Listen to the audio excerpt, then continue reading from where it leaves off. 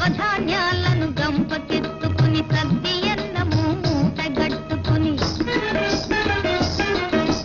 నవధాన్యాలను గంపకెత్తుకుని సద్ది అన్నము మూటగట్టుకుని ముల్లుగర్రను చేత పట్టుకుని ఇల్లాలను నీ వెంట పెట్టుకుని ఏరువాక సాగారో రన్నో చిన్నన్న నీ కష్టమంతా తీరును రన్నో చిన్నన్న.